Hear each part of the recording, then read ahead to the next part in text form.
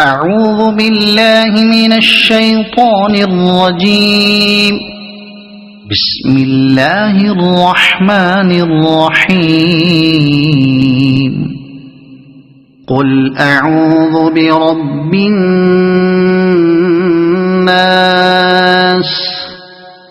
ملك الناس إله الناس من شر الوسواس الخناس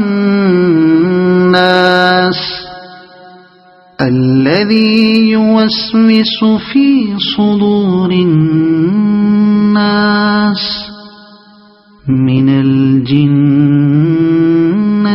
والناس. صدق الله